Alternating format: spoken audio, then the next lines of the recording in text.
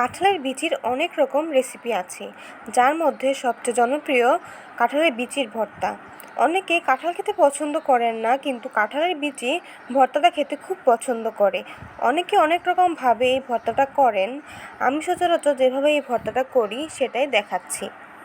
প্রথমে কাঁঠালের বিচিগুলিকে মাঝখানে ফালি করে খোসাটা ছাড়িয়ে সেদ্ধ করে নিচ্ছি। সেদ্ধ করে তুলে নিচ্ছি।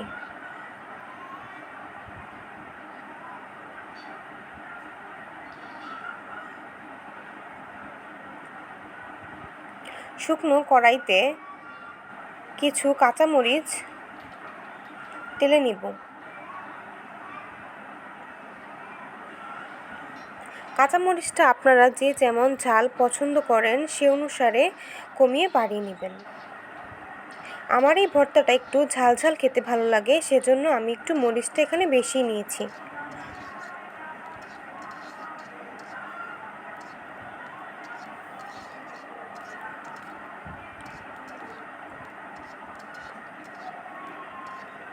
শুকনো কড়াইতে মরিচটা খুব সুন্দর করে নেড়ে চেড়ে একটু ভেজে নেব।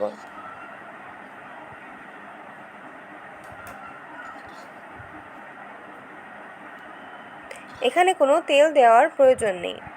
মরিচগুলোকে তুলে নিচ্ছি।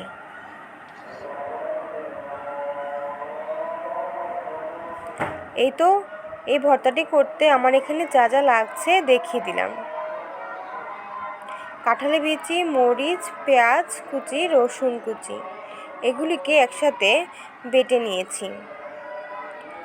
এবারে দিয়ে দিয়েছি স্বাদমতো লবণ আর সরিষার তেল।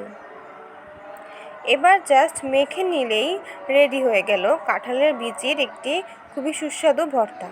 যারা আমার চ্যানেলটি এখনও সাবস্ক্রাইব করেননি, please subscribe my channel and don't forget to like and share.